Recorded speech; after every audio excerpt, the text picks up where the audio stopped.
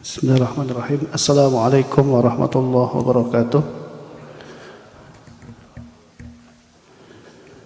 Alhamdulillah wassalatu wassalamu ala Rasulillah wa ala alihi wa ashabihi wa mawalah. La haula wa la quwata illa billah.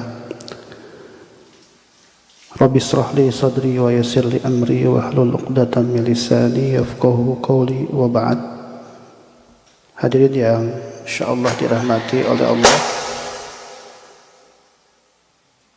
Alhamdulillah pada kesempatan malam hari ini kita kembali bermuwajahah.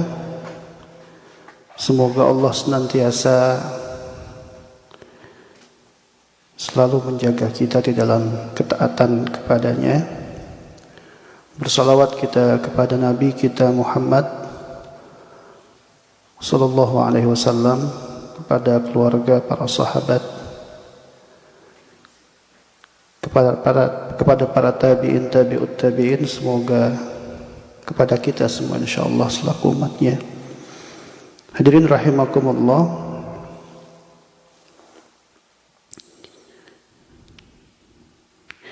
kita masih pada pembahasan tentang fadilah salat ya.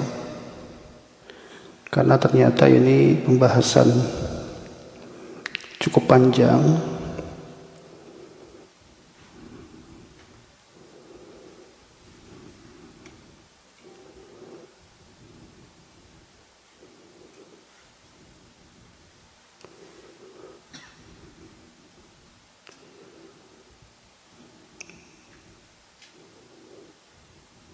Tidak salah terakhir di sini ya. Pada pertemuan terakhir itu tidak salah karena poin yang disampaikan terkait dengan fadhailus shalah ini cukup banyak. Kita hanya membahas pada beberapa poin saja. Ini kalau kita lihat masuk pada yang ke-9, anna salata fiha silatul abdi bi rabbih turfa'al hujub bainal musalli wa bain rabbih azza wa jal. Artinya adalah bahwa salat adalah bentuk hubungan ya antara seorang hamba dengan Rabb-nya. Turfa'al hujub ya, hijab ataupun batasan itu antara seorang hamba dengan Rabb-nya seakan-akan diangkat ya dengan Allah Subhanahu wa taala. Jadi tidak ada pembatas. Ya, sebagaimana disebutkan dalam hadis ini, innal abda idza qama fi sholati futihat lahul jinan wa kushifat lahul hujub bainahu wa bain rabbih wastaqbalathu al-hiwar aw hurul ain ma lam yam takhid aw yatanakha ya. Jadi pembatas ya, tidak ada pembatas antara kita dengan Allah Subhanahu wa taala. Kemudian di sini juga disebutkan inna salata fiha al-iqtirab min hadrati rabbil arbab. Sebagaimana disebutkan dalam firman Allah wasjud waqtarib. Jadi salat ini adalah bentuk ya satu tempat yang paling terdekat kita dengan Allah. Dalam hadis disebutkan aqrabu ma yakunul 'abd min rabbih azza wa jalla wa huwa sajid fa aktsirud du'a. Tempat yang paling dekat antara seorang hamba dengan Rabb-nya itu adalah ketika seseorang sujud. Maka perbanyaklah doa di dalam sujud. Nah, ini termasuk di antara sunnah yang perlu kita lakukan ya, itu adalah memperbanyak doa di dalam sujud. Ya, karena itu adalah tempat yang mustajab. Ya, seperti itu. Kemudian anna salata fiha munajat rabbil izzah ya. Jadi ketika salat itu kita sedang bermunajat kepada Allah teman-teman ya, sedang meminta perlindungan sama Allah Subhanahu wa taala, sedang memohon kepada Allah Subhanahu wa taala. Innal mu'min idza kana fi sholati fa inna ma yunaji rabbahu. Ya, seorang mukmin ketika dalam salat dia sama saja sedang bermunajat kepada Allah Subhanahu wa taala. Kemudian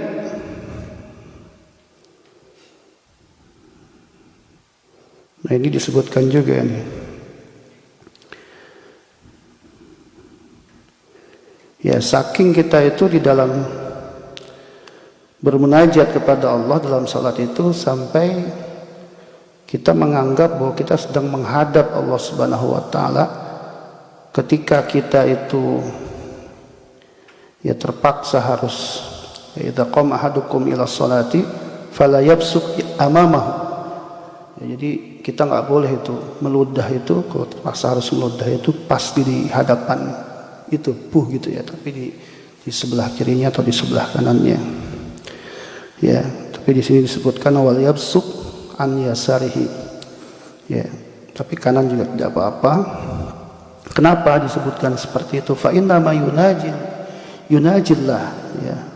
Karena sama saja kita sedang bermunajat kepada Allah Subhanahu wa taala. Pada yang ke-12 disebutkan sama ya, anna salata fiha tawajjuh wal iqbal 'ala Allah. Makanya kita di dalam proses membaca iftitah itu kita memulai dengan kalimat wajjahtu wajhiya lilladzi fataras samawati wal ard dan seterusnya. Ini karena saat salat itu adalah bentuk kita ya menghadap kepada Allah Subhanahu wa taala. Yang ke-13 anna salata fiha ya dzakarul 'abdu rabbahu. Salat itu adalah cara kita mengingat Allah.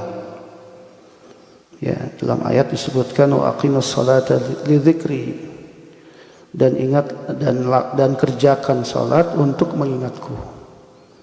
Ya, maka dalam ayat yang lain disebutkan fadhkuruni adzkurkum washkuruni wala takfurun. Ya, dan ingatlah, fadhkuruni, ingatlah aku, adzkurkum, maka aku akan mengingat engkau.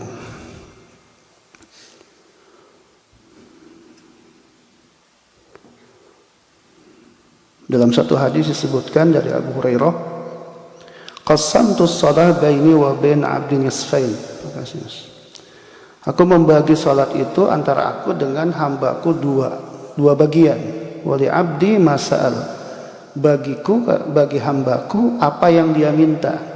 Fa idza qala al-'abdu alhamdulillahirabbil alamin, ketika hambaku dalam salat mengatakan alhamdulillahirabbil alamin, maka Allah mengatakan ya hamadani abdi. Jadi ketika kita bilang alhamdulillah, Allah menjawab itu. Ya, hambaku lagi memujiku. Ya. Wa idza qala ar-rahmanir rahim, dan ketika hambaku membaca ar-rahmanir rahim dalam salatnya, maka Allah mengatakan asna alayya abdi. Itu hambaku lagi memuji-mujiku itu. Ya, wa idza qala maliki yaumiddin majadani abdi. Oh, dia sedang mengagung-agungkanku. Ya, dan seterusnya. Hadirin rahimakumullah. Jadi ada bagian di mana Allah Subhanahu wa taala itu ya menjawab atas ya bacaan yang kita baca. Itu yang dimaksud Allah, atau dalam salat itu terdapat dua bagian itu.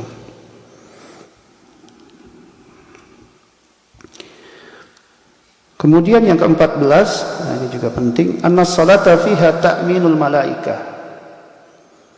Ya. Jadi dalam salat itu malaikat mengaminkan, teman-teman. Taqulu li qira'atil Fatihah amin. Jadi ketika kita selesai baca Fatihah itu, imam baca waladhdallin misalkan, itu amin kan? Faman wafaqa ta'minuhum, barang siapa yang berbarengan aminnya dengan malaikat, ghafara lahu ma taqaddama min dhanbihi, diampuni segala dosanya. Ya. Idza ammana al-imamu fa aminu fa innahu man wafaqa ta'minuhu ta'minal malaikah ghufira lahu ma taqaddama min dhanbihi. Ini hadisnya. Barang siapa yang idza ammana, apabila ammana al-imamu, imam itu membaca amin atau waladhdallin ya, kemudian dilanjutkan amin, fa amin, maka bacalah amin gitu ya. Amin. Man wafaqata minhu, barang siapa yang bersamaan aminnya dengan amin malaikat, maka kemudian diampuni segala dosanya. Jadi malaikat mendoakan teman-teman, doakan kita dalam salat itu. Kemudian yang ke-15, anna salata tanha sahibaha anil fahsya wal munkar. Salat itu bisa membuat orang yang melakukannya itu tercegah dari perbuatan yang fahsya dan munkar. Fahsya itu dosa yang berhubungan dengan syahwat. Munkar itu yang berhubungan dengan perut. Ya. Korupsi itu munkar itu. Ya, bagian dari kemungkaran. Sebagaimana disebutkan di dalam ayat utlu ma uhiya ilaika minal kitabi wa aqimus shalah inna salata tanha 'anil fahsya wal munkar. Ya. Yang ke-16, nah ini juga penting teman-teman, anna salata tuhadzibul abdu aw abda minas sifatidz dzamimah. Salat itu bisa menghilangkan sifat-sifat yang buruk. Ya. Atau sifat-sifat yang berhubungan dengan kegundahan seseorang misalkan. Dalam satu ayat disebutkan atau firman Allah disebutkan innal insana khuliqa halu'a idza massahu syarru jazua wa idza massahu khairu manu'a illal musallin. Manusia itu begitu ya, kata Allah, diciptakan dalam keadaan keluh kesah. Ya, dapat buruk ya, ngeluh ya, kadang-kadang ya ngeluhnya lebih banyak itu ya. Maka kata Allah disebutkan kecuali orang-orang yang salat, alladzina hum ala salatihim daimun. Tuh, bukan cuma salat teman-teman, daimun, yang terus dilakukan salatnya. Jadi dalam Al-Quran itu ada penyebutan kata daimun, ada penyebutan kata khashi'un dalam hal salat ya, ada penyebutan kata hafizun, ya kan? Tuh. Kalau kita mau bagi berdasarkan tingkatan salat kita dan salat itu mampu memberikan pengaruh buat kita, itu minimal berangkat dari daimun dulu. Daimun itu maksudnya terus menerus salatnya, dijaga dulu salatnya. Daimun, hafizun. Hafizun itu ya dijaga juga tata caranya sesuai dengan yang dicontohkan oleh Rasulullah SAW. Masalah ikhlas itu nomor sekian teman-teman, nomor sekian dulu lah. Ya bukan berarti nggak penting, tapi sekian dulu. Ya, yang paling terpenting adalah bagaimana ibadah kita itu benar dulu, misalkan. Ya makanya harus hafizun dan nggak disebut lalai. Ya, dalam salat kita. Bukan berarti ikhlas itu nggak penting, sangat penting. Dan ini adalah hal yang paling utama di dalam ibadah kita kepada Allah. Tapi protap yang benar, jenengan kerja misalkan, itu kan sajang itu kan nggak mikir. Ini orang kerjanya ikhlas, semoga ikhlas tuh nggak mikir dia. Yang penting protapnya benar, gitu nggak? Kamu ikhlas nggak disuruh sama saya? Kayaknya kamu nggak ikhlas dah. Gak penting itu ya.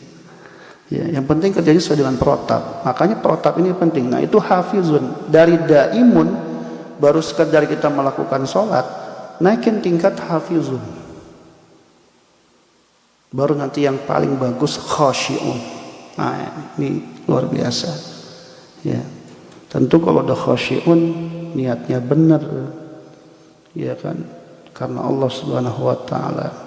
Dan tentu pengaruhnya itu pasti besar. Wasta'inu bis-sabri was-shalah. Jadi orang yang sudah pada tingkatan khusyuk itu enggak lagi dia takut dengan dengan urusan-urusan yang sifatnya berkaitan dengan kehidupan itu. Ya karena dia sudah dekat sama Allah, nikmat dengan ibadahnya, tenang dengan ibadahnya. Ya. Dia udah mikir nanti juga Allah yang nyelesain kok. Saya ikhtiar aja. Salatnya itu udah khusyuk begitu. Ya, daimun, hafizun, khasyi'un. Nah, di sini minimal daimun aja dulu. Benar terus kita lakuin salat. Itu pasti berpengaruh, teman-teman. Ya. Tingkat kegalauan dalam hidup itu akan semakin rendah. Ya. Karena manusia itu yaitu ya, sedikit yang bisa bersyukur kepada Allah Subhanahu wa taala. Yang ke-17, anna salata nurun lil mu'min fid dunya wal akhirah. Ini teman-teman, ini juga penting teman-teman. Salat itu cahaya teman-teman, di dunia ataupun di akhirat. Ya. Disebutkan dalam satu hadis, ya, at-tahuru syatrul iman. Ya. Kesucian itu adalah sebagian dari iman. Wa subhanallah walhamdulillah tamla'an. Kalimat atau zikir, ya, subhanallah dan alhamdulillah itu adalah tamla'an, yang melengkapi keimanan. Au tamla ma bainas sama'i wal ard, yang melengkapi antara langit dan bumi. Ma bainas sama'i wal ard, ya, itu adalah subhanallah walhamdulillah. Wassalatu nurun, dan salat itu adalah cahaya. Apa yang dimaksud dengan nurun? Di sini disebutkan fahiya nurun lil musalli fi qalbihi, dia menjadi cahaya bagi hati seseorang yang salat itu. Wa basiratihi, dan basirahnya. Ya, jadi dalam Al-Quran itu ternyata penyebutan kata qalbun, ya, kadang juga menyebutkan kata fuadun, ya, itu teman-teman bisa lihat dalam Al-Quran. Kadang-kadang juga menyebutkan dengan kalimat basiratun, gitu ya. Ya, jadi basirah seseorang itu, kata basirah itu kan kalau kita artikan secara teks atau harfiah itu dari kata basar, melihat. Nah, orang kalau basirahnya, ini hatinya dekat dengan Allah itu, ya, dia selalu mampu mengambil hikmah dari apapun yang Allah, ya, Allah berikan kepada dia. Wa basiratihi wa aqlihi wa wajhi, semuanya bercahaya teman-teman. Makanya dalam Al-Quran disebutkan simahum fi wujuhihim min atharis. Nah, ini ya tafsir ataupun makna dari kata simahum, pada wajah mereka itu terdapat tanda sujud. Itu bukan yang dimaksud jidatnya hitam teman-teman, bukan. Ya, kasihan yang nggak hitam jidatnya, nggak pernah sholat dong. Itu kan pemaknaan gampang, ya kan? Nggak begitu maknanya. Ya, maknanya itu adalah, ya, ini seperti ini, nurun lil musalli fi qalbihi, bercahaya hatinya. Berarti kalau bercahaya hatinya, hidayah pun gampang masuk, ilmu pun gampang masuk. Iya kan? Seperti yang pernah terjadi pada Imam Syafi'i, ketika Imam Syafi'i itu yang mengeluhkan tentang hafalannya kepada gurunya Imam Waqi. Syakautu an waqi'in su'a hifzi, ya kan, aku datang kepada Waqi tentang jeleknya hafalanku. Fa arsyadani ila tarkil ma'asi. Kemudian Imam Waqi bilang, ya, nasihatin aku untuk meninggalkan dosa, meninggalkan maksiat. Al-ilmu nurun la yuhda lil 'asi. Ilmu itu adalah cahaya, la yuhda, dan tidak akan ilmu itu datang menjadi sebuah hidayah, ya, kepada orang yang bermaksiat kepada Allah Subhanahu wa taala. Itu di salat itu bisa menjadi nur. Orang bisa memahami ini berkah apa enggak. Berkah itu karena nur dari cahaya hatinya itu. Berkah enggak ini? Saya hidup enggak cuma nyari harta. Nyari harta apa bedanya dengan orang kafir yang kaya raya misalnya? Saya nyari harta, nyari berkah juga. Berkah enggak nih? Tuh, hati itu yang bisa membaca itu. Basirah itu yang bisa membaca itu. Akal yang dekat dengan Allah itu yang bisa membaca. Dan itu semua, ya, bisa seperti itu lantaran salatnya dijaga. Nur, Allah memberikan nur pada, ya, unsur-unsur tubuh dia itu, pada hatinya, ya, basirahnya, ya, penglihatan dari mata hatinya atau hati nuraninya, kita bisa artikan juga basirahnya hati nurani, kemudian akalnya dan wajahnya. Kemudian teman-teman sekalian, ya, ini juga nur penting dipahami. Ya, dalam satu hadis disebutkan nih, ya. Ini perhatikan ini kalimatnya nih. Ya.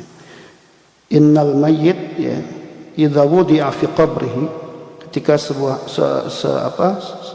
seonggok mayit, ya, diletakkan pada kuburnya, wa innahu yasma khafqa, ya, ni'alihim hina yuwalluna mudbirina fa in kanu mu'minan, sampai ya ni'alnya itu atau sendalnya itu, ya, terdengar. Fa in kana mu'minan, kalau dia mukmin, kana salatu inda ra'sihi, dia selalu melakukan salat, wa kana siyam an yaminihi, salatu inda ra'sihi, wa kana siyam an yaminihi, wa kanat az-zakat shimalihi, wa kana fi'lul khairat min as-sadaqah wa salatul wal ma'ruf wal ihsan ila nasi inda rijlaihi. Ya. Terus tuh, ya, sampai salat itu memberikan saksi, ya, di dalam kubur kita, teman-teman, ya. Jadi jangan sampai ini meremehkan salat, teman-teman. Ya, jangan nganggap nggak penting. Apalagi udah meninggalkan, di situ ada sifat meremehkan, ihmal. Saat kita meninggalkan ada sifat nggak penting, misalkan, ya, bahkan sampai, ya, kebencian dan lain sebagainya, mengingkari kufur. Ya, walaupun kemarin ketika ditanya bagaimana orang ketika meninggalkan sholat itu hukumnya, menurut beberapa madhab yang ada, kekufuran di situ memang tidak dipahami hanya, bukan mutlak kufur itu dalam arti meninggalkan Islam. Ya, ada yang memahami seperti itu. Ya, bukan berarti orang ketika meninggalkan sholat kafir juga, berarti dia kafir seperti orang kafir, bukan. Ya, seperti itu. Tapi itu termasuk perbuatan yang dianggap dosa besar ketika sudah sampai posisi orang itu mengingkari sholat itu sendiri, menganggap sholat itu nggak penting misalkan, dan seterusnya. Ya, hati-hati ya teman-teman, ya, karena nanti cahaya itu sampai pada kuburan kita, teman-teman. Ya, kalau kita menjaga sholat ini, ya. Makanya di antara 8 surga itu, 8 pintu surga itu sholat termasuk di dalamnya. Dari 8 itu, ya, sebutkan seperti itu di dalam hadis Rasulullah SAW. Ya. Ini ada hadisnya. Thumma yuftahu lahu babun min abwabil jannah fayuqalu hadza maq'aduka tuh. Ya.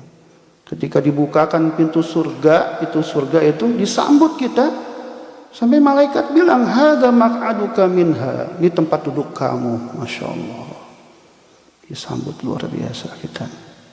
Wa ma'addallahu laka fiha, ini yang sudah Allah siapkan buat kamu karena dulu kamu sholat.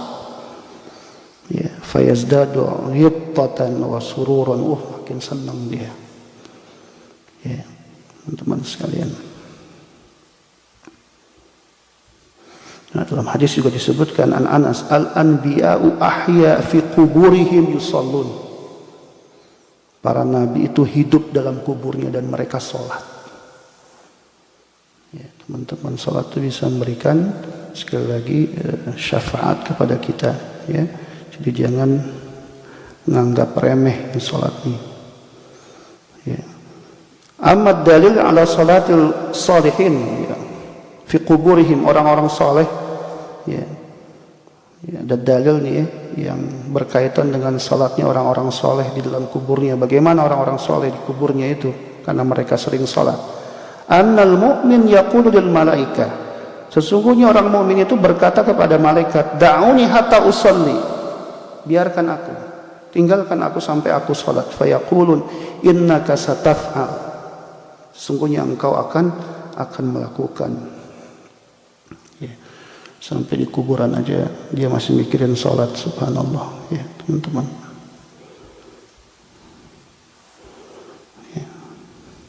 Yang ke-18, inna salata tahfadhu 'alal musalli a'dha as-sujud minan nar. Ini juga penting, teman-teman, perhatikan ini. Salat itu dapat menjaga orang yang salat tersebut, badannya itu yang dipakai buat sholat itu, dipakai buat sujud itu, ya, itu terjaga dari neraka, dari api neraka. Jadi jangan dikira nggak dihitung itu, semua dihitung teman-teman. Ya. Yudrabu siratu baina dhahrani, ya, dhahranai jahannam fa akunu awwala man yajuzu minar rusul bi ummatihi wa la yatakallamu yawma idzin ahadun illa rusul wa kalamur rasul Allahumma sallim sallim. Kasih keselamatan kepada orang yang salat itu. Ya, subhanallah. Yang kesembilan, salat itu tuhayyul musalli wa tu'idduhu lis-sujud yauma tud'al khalaiq lis-sujud li rabbil alamin.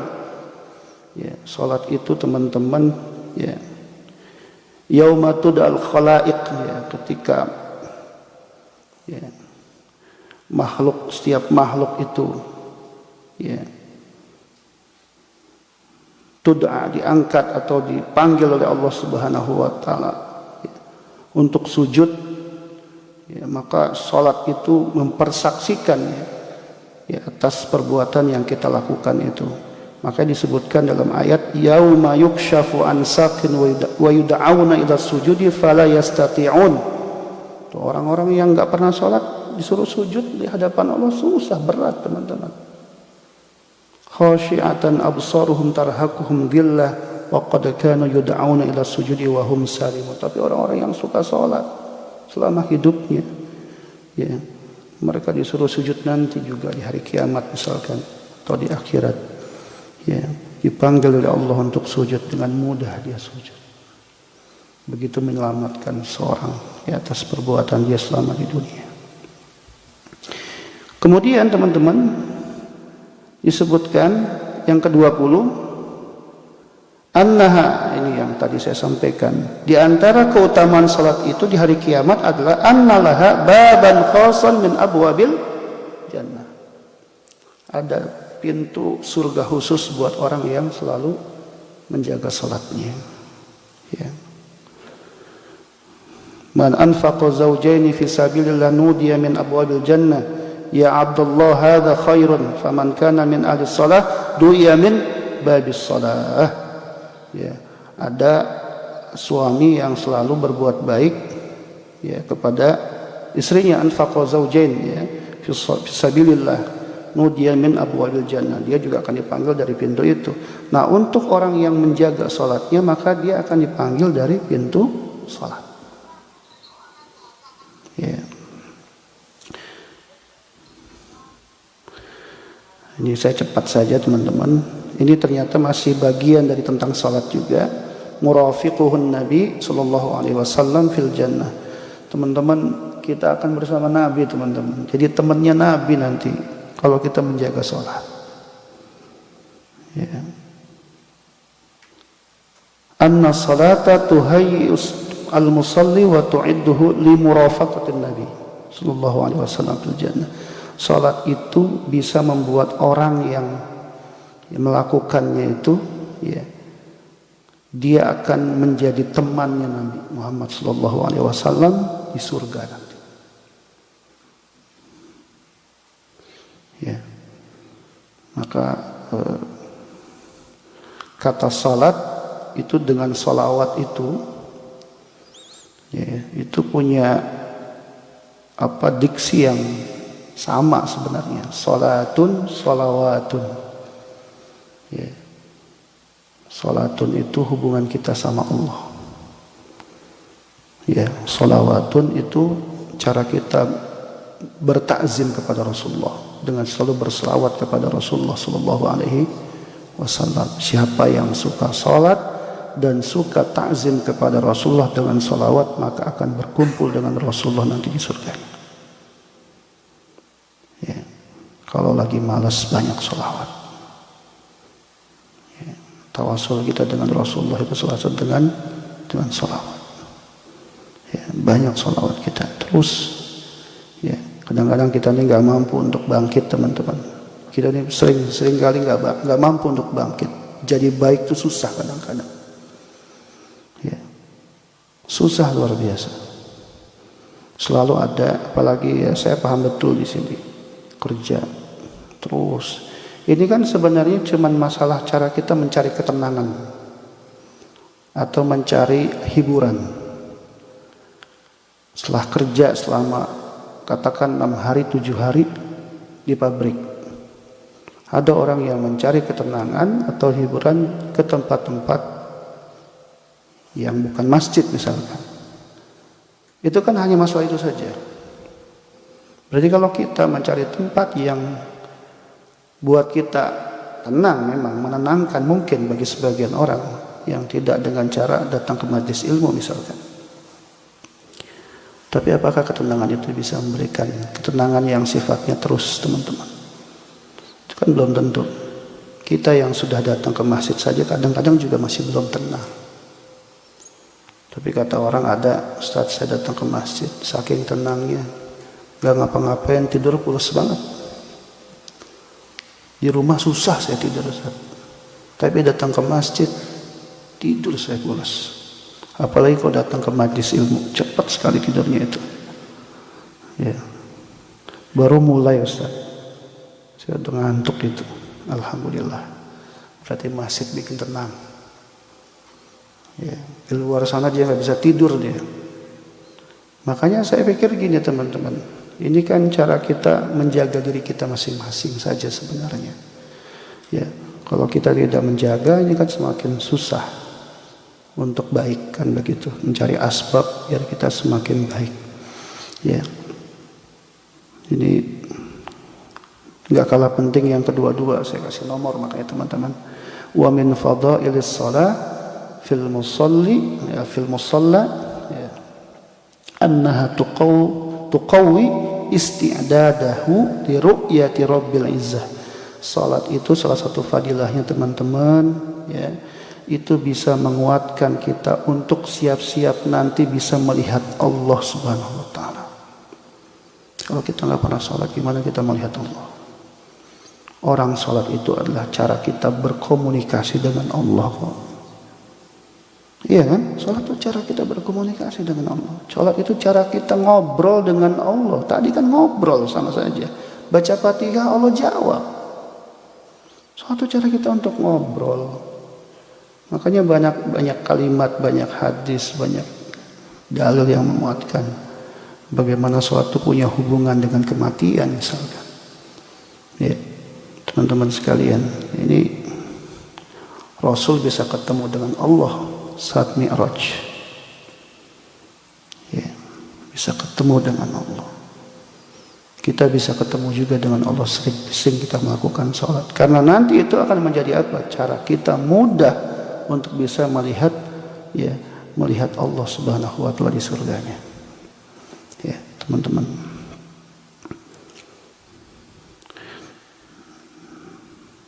Dua lagi ya, sedikit lagi. Yang pertama, yang kedua tiga, wassalatu fiha tahiyatu rabbil alamin wa tahiyya imamil anbiya wal mursalin wa tahiyya jami' ibadis shalihin. Jadi ternyata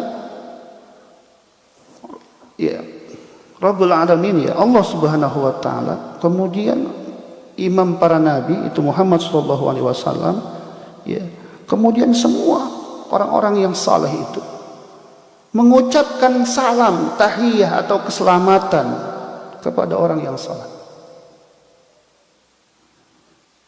Assalamu ala Allahi min ibadih.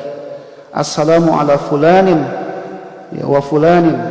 Wa fi riwayatin, dalam riwayat yang lain, Assalamu ala Jibril wa Mikail. Faqala Nabi sallallahu alaihi wasallam, la taqulu salamu ala Allah fa inna Allaha huwas salam. Walakin qulu at-tahiyatu lillahi wa salawatu wat thayyibat. Assalamu alayka ayuhan nabi wa rahmatullah. Kita sering baca itu, ya, maka itu akan jadi apa? Ucapan salam juga nanti ketika kita selalu datang kepada Allah Subhanahu wa taala dengan menjaga salat ini. Tahiyatu rabbil alamin. Ya. Terakhir teman-teman, terkait dengan masalah fadailus shalah.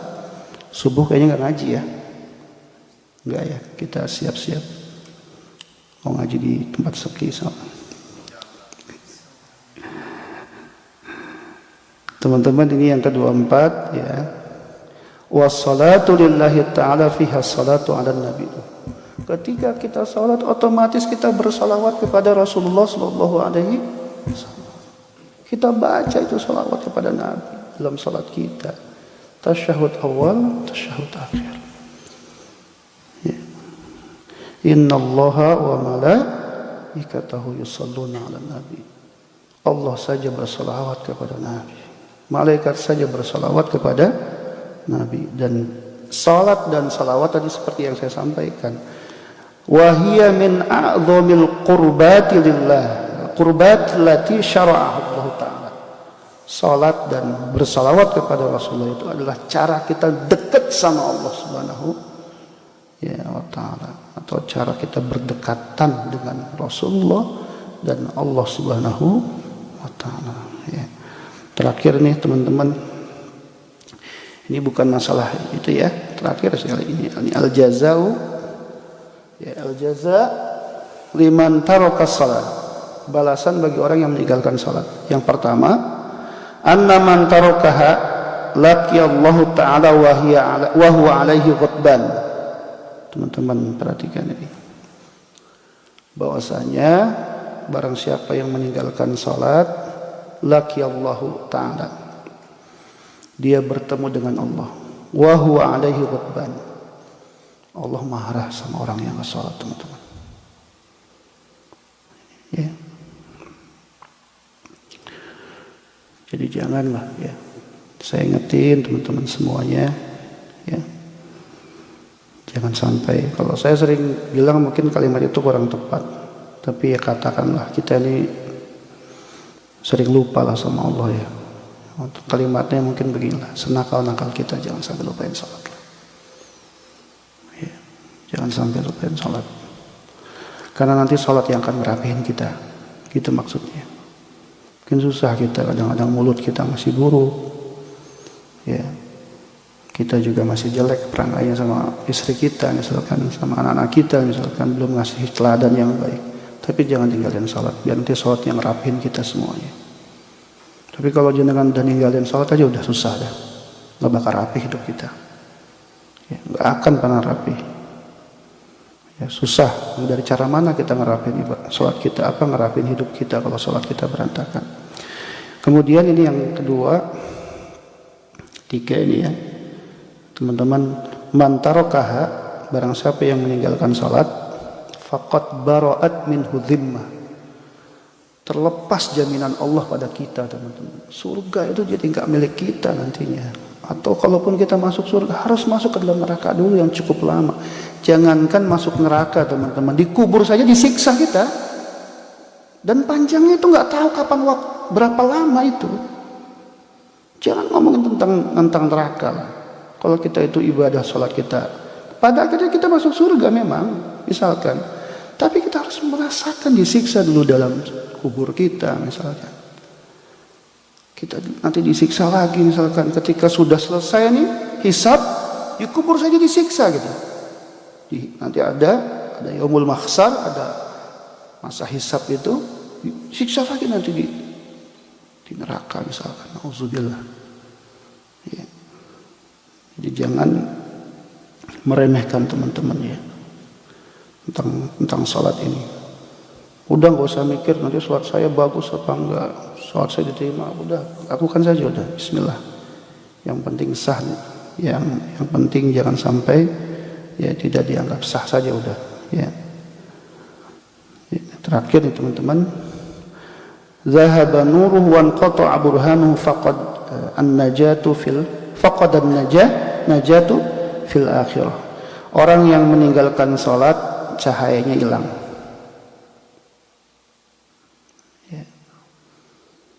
Cahaya Allah hilang, cahaya kebaikan hilang, cahaya pada dirinya juga hilang. Ya, wan qata'a burhanu, terputus burhan, ya, hidayah, ya, petunjuk. Wa faqadan najatu fil akhirah, hilang juga nanti keselamatan di akhirat. Siapa lagi mau menyelamatkan kita kalau bukan dari sholat yang pertama? Karena yang pertama dihisab itu adalah sholat kita. Baru nanti dilihat yang lain. Kalau sholat kita bagus, nggak dilihat yang lain. Ya. Man hafadha 'alaiha kanat lahu nuran wa burhanan wa najatan yaumal qiyamah. Wa man lam yuhafidh 'alaiha lam yakun lahu nurun wa la burhanun wa la najatun wa kana yaumal qiyamati ma'a Qarun wa Fir'aun wa Hamman wa Ubay bin Khalaf. Nanti di akhirat orang yang malas dengan salat, yang meninggalkan salatnya, akan dikumpulkan bersama Qarun, Fir'aun, Harun, Ubay bin Khalaf. Nauzubillah. Ya. Itu saja teman-teman. Selesai. Nanti kita masuk pada pembahasan selanjutnya. Kalau nggak dibahas, saya mikirnya kayak jangan terlewat, karena semua bagian yang ditulis oleh beliau Syekh Al-Maliki ini semuanya adalah kebaikan yang perlu kita baca walaupun hanya sekedar lewat, dan semoga itu memberikan atau menjadi ilmu yang bermanfaat. Apa sih ilmu yang bermanfaat itu? Sedikit pun yang kita pahami, semoga kita amalkan insyaallah dalam kehidupan kita sehari-hari. Ya, semoga itu menambah ya kekuatan kita untuk selalu ya dicintai oleh Allah Subhanahu wa taala. Allahu minkum. Itu saja teman-teman yang dapat saya sampaikan. Assalamualaikum warahmatullahi wabarakatuh. Kami haturkan terima kasih kepada Ustadz atas ilmunya yang disampaikan. Hadirin rahimakumullah, untuk selanjutnya kami buka pertanyaan 1 sampai 3 pertanyaan. Monggo. 1. Di luar pembahasan juga nggak apa-apa. Silahkan. Lagi? Ada lagi? Ada lagi? 2. 1 lagi, monggo. 3. Nggih, monggo Mas Iqbal. Nggih, 3 dulu. Cek. Assalamualaikum warahmatullahi wabarakatuh. Ini saya mau bertanya di luar topik, dan ini ada pertanyaan titipan dari teman. Beliau tidak bisa hadir karena lagi yagan, Ustaz. Ini sedikit agak panjang, Ustaz. Assalamualaikum warahmatullahi wabarakatuh. Bagaimana jika ada seseorang yang meyakini dirinya itu lemah dari segi kelaki-lakian, dalam arti dia itu tidak terlalu kuat soal kepemimpinan, akhlak, dan mendidik keluarga. Terus dia merasa kalau dia harus punya banyak anak itu dia akan kesulitan untuk mendidik anaknya, karena untuk mendidik dirinya sendiri saja beliau itu susah. Terus dia berpendapat seperti ini, karena pernah mendengar hadis bahwa jangan kamu meninggalkan generasi yang lemah, dan di akhir zaman yang pergaulan dan lingkungan yang sudah jauh dari syariat seperti sekarang ini. Terus jadi dia yang merasa lemah ini berpendapat mungkin suatu saat dia sudah lebih banyak belajar, dia bakalan mengupayakan untuk punya anak lebih lagi. Kebetulan dia sekarang baru dikaruniai seorang anak gitu, Ustaz. Daripada punya anak banyak di saat sekarang hanya menghasilkan generasi yang lemah dan bisa menyusahkan dia di akhirat. Yang dia ingin tanyakan itu menanyakan itu bagaimana pandangan Islam tentang paham yang dia anut sekarang ini, Ustaz. Assalamualaikum warahmatullahi wabarakatuh.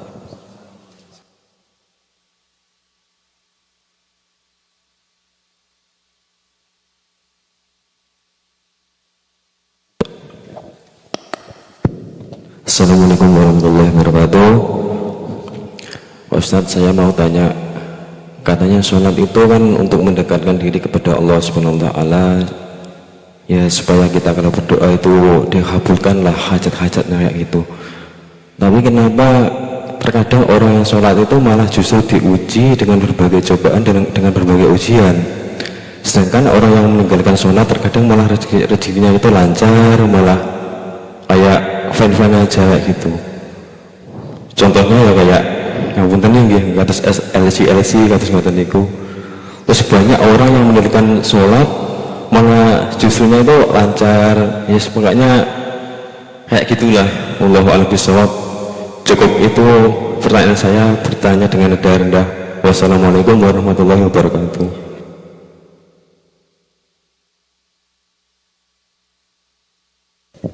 Assalamualaikum Ustadz, izin bertanya, bagaimana cara mengqadha sholat yang sudah terlewat, dan apakah kita tidak boleh sholat sunnah sebelum mengqadha itu semua, terutama subuh yang banyak? Sekian, terima kasih. Assalamualaikum warahmatullahi wabarakatuh. Assalamualaikum warahmatullahi wabarakatuh. Jadi pertanyaan terkait sholat yang ketika sujud kita boleh membaca doa sebanyak mungkin. Apakah itu ada doa khusus Ustaz, atau bebas apa saja yang kita inginkan dengan pengetahuan kita atau dengan bahasa kita, jika tidak bisa berbahasa Arab misalnya? Itu saja Ustaz. Assalamualaikum warahmatullahi wabarakatuh.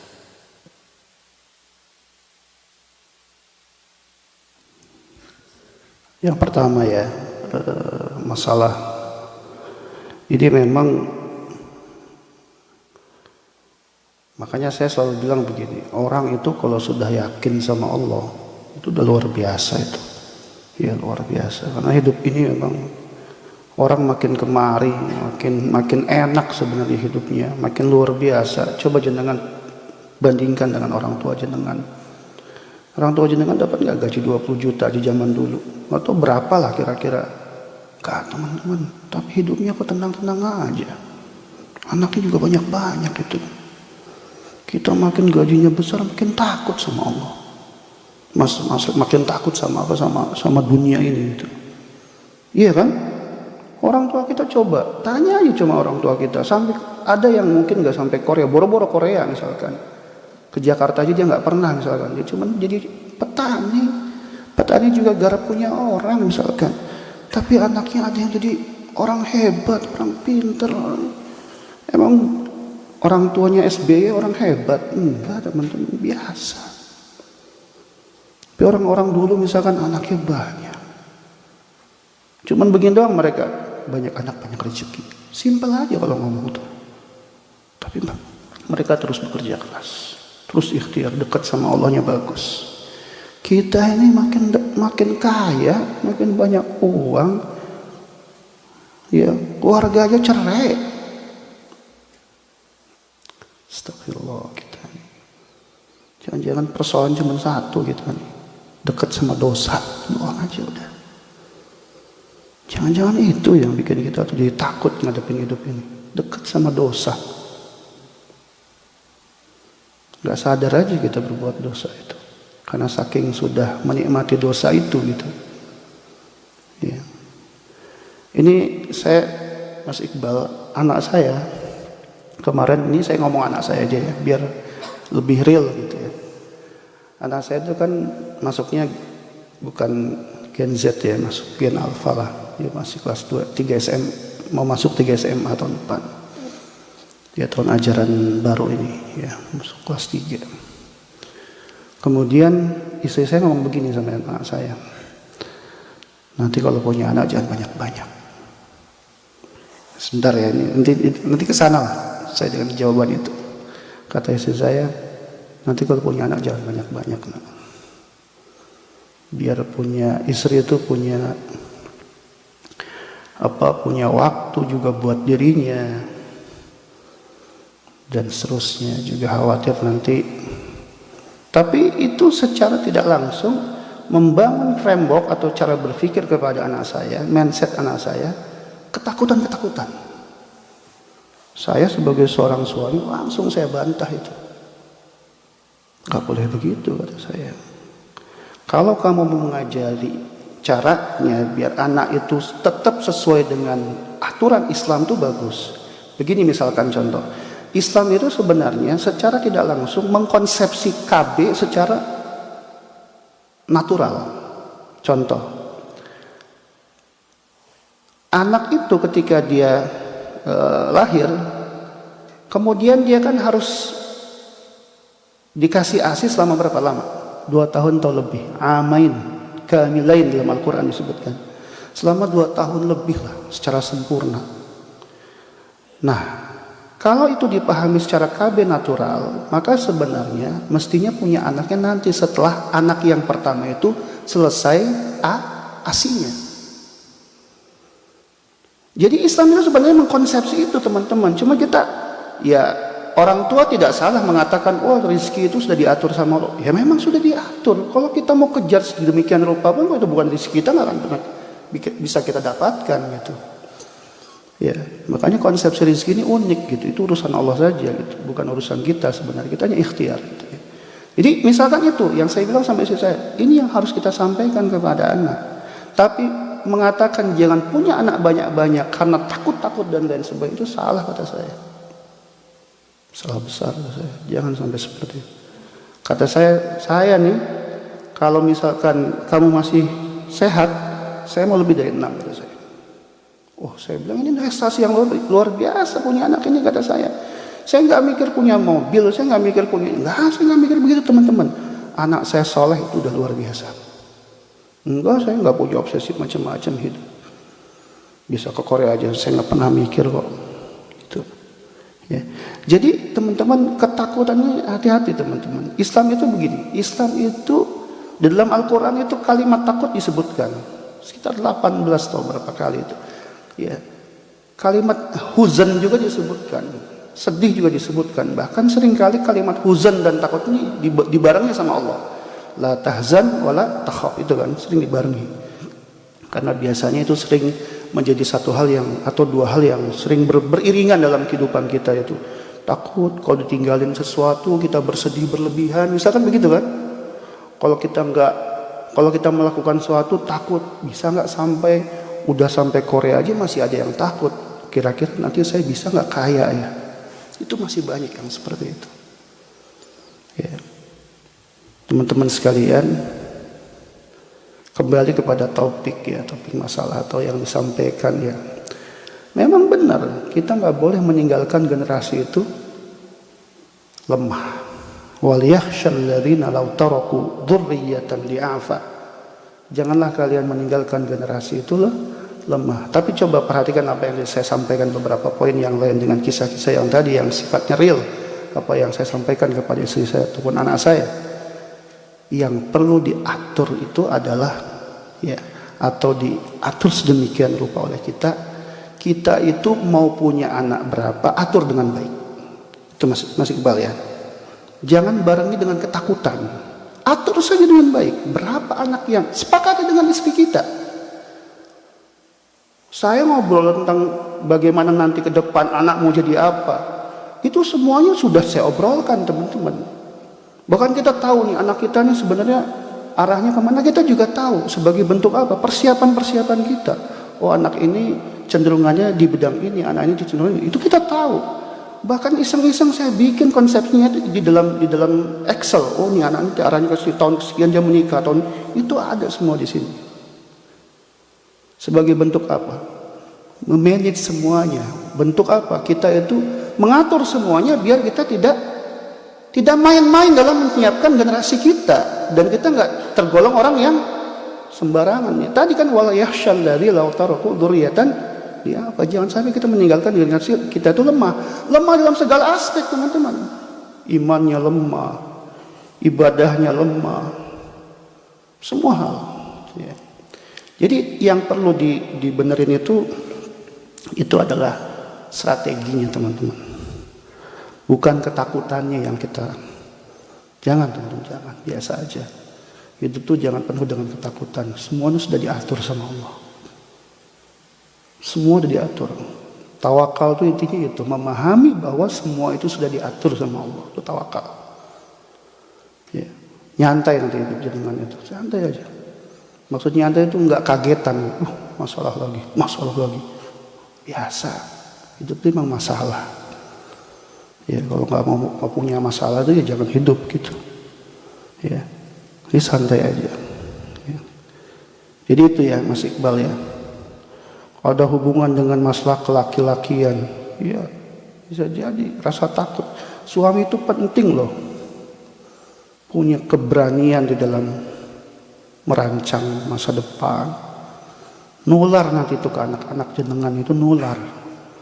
Saya punya anak laki-laki 5. Kalau bapaknya nggak strong sebagai seorang laki-laki, ya, nanti dia akan lihat, bapak gua nggak, gitu kan.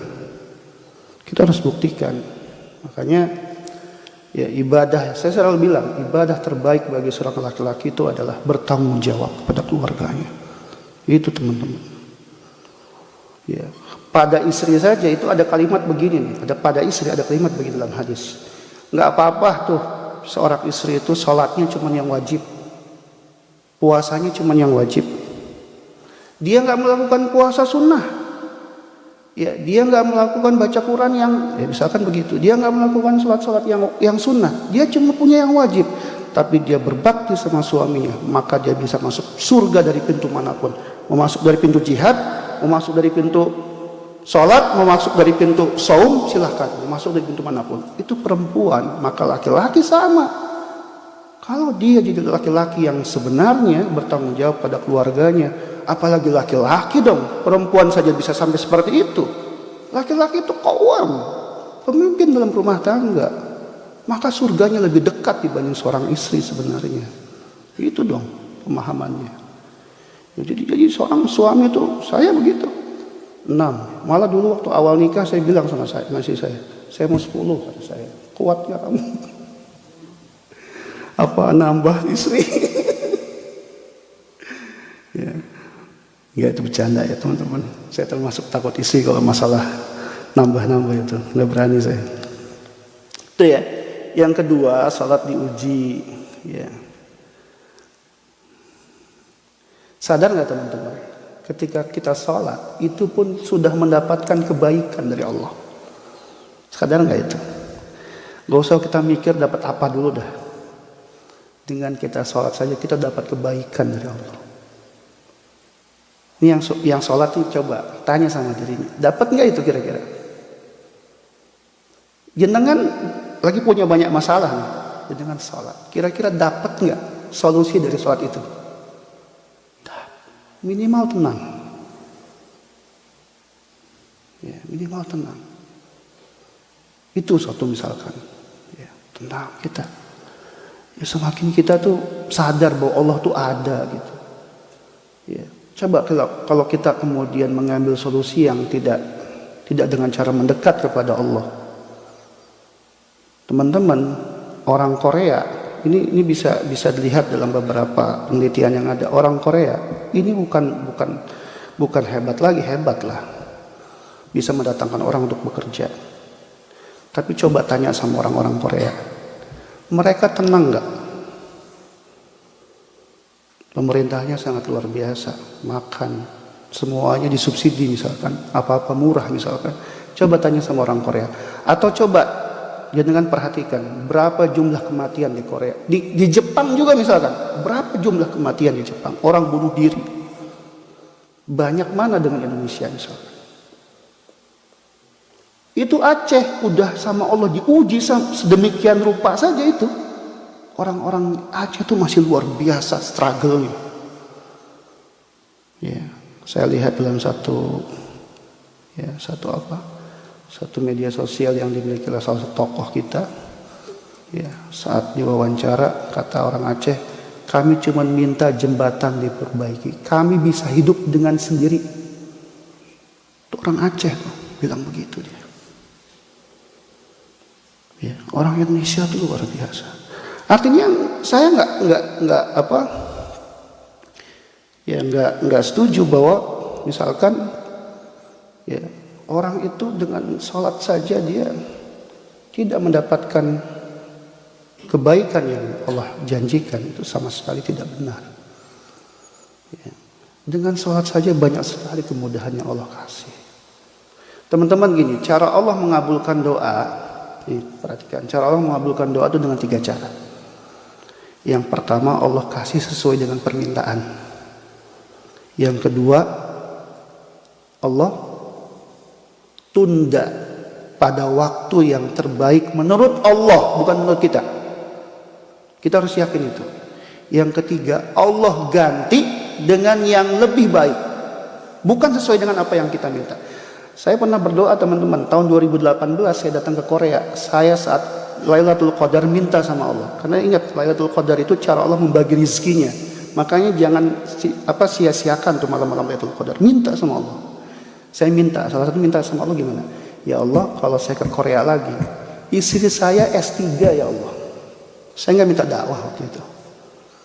Istri saya S3. Allah nggak kasih.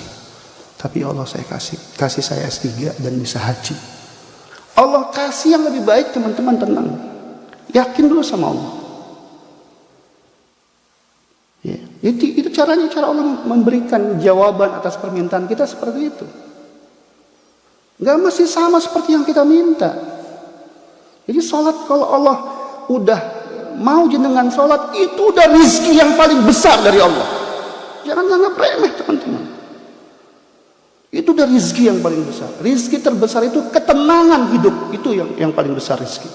Walaupun kita hidup biasa-biasa saja, walaupun hidup kita nggak semewah orang-orang, tapi kita punya ketenangan hidup, itu udah rizki yang luar biasa. Jangan anggap remeh. Badan kita sehat, anak kita soleh, kita hidup biasa saja, makan cuman seadanya, nggak apa-apa. Makanya hidup itu kalau mau tenang, ya pertama yakin sama Allah, kedua jangan banyak melihat ke samping kiri samping kanan. Itu yang bikin kita nggak tenang hidup. Oh dia udah punya ini, oh dia udah punya ini, oh HP-nya udah ganti baru, oh nggak tenang ya dengan hidup seperti itu. Itu kita menganggap bahwa kebaikan itu selalu dalam bentuk materi. Makanya kita bilang orang sholat kok nggak dapat apa-apa. Itu orang udah bisa sampai sholat, itu udah nikmat yang luar biasa. Allah bimbing sampai dia sholat. Ingat sama Allahnya, ingat sama yang menciptakan, itu tuh luar biasa teman-teman. Ya.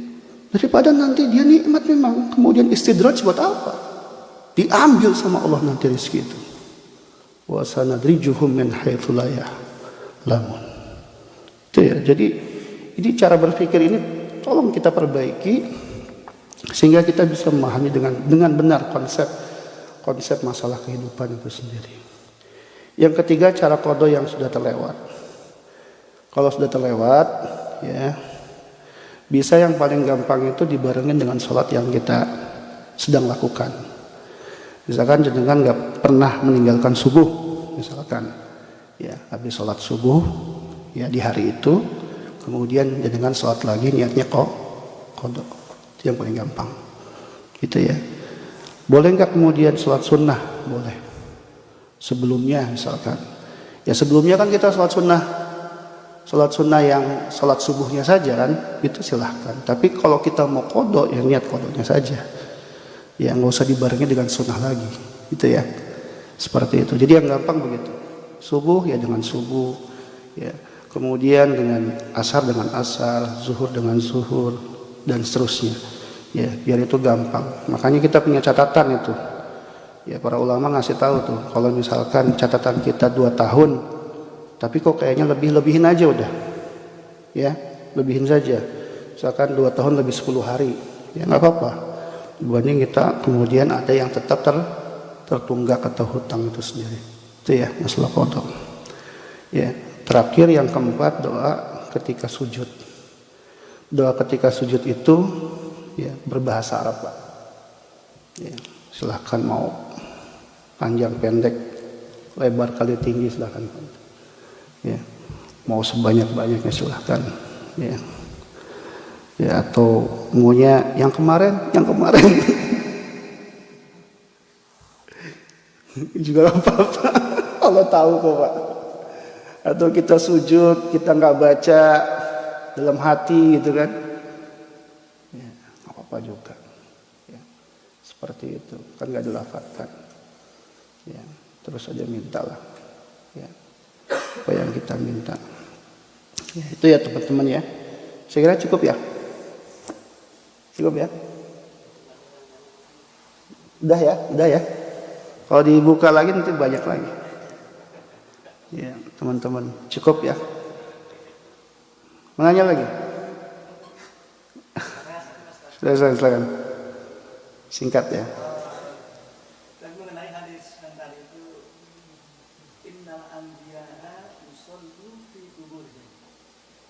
yang tanyakan itu Ustaz, apakah Nabi itu sholatnya itu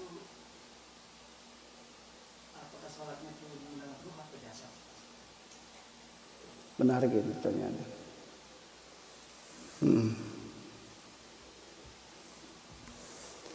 Baik. Pertanyaannya ruh pakai ruh atau jasad? Ini berat pertanyaan ini. Baik, nanti saya coba cari dulu ya. Saya cari dulu. Ya. Daripada nanti sabqul kalam ya. Kita menjawab dengan jawaban yang tidak pas ya, seperti itu. Apalagi cuma diakal-akalin nama saya. Lebih ngeri lagi jawaban kayak begitu. Ya, baik nanti. Karena memang ini tidak ada penjelasan yang disampaikan dalam syarah ini. Ya, kalau kita perhatikan ya, bagaimana caranya ya, karena memang kitab ini hanya menyampaikan poin-poin dan hadis sudah seperti itu doang. Ya, nanti coba saya lihat dalam syarah hadisnya.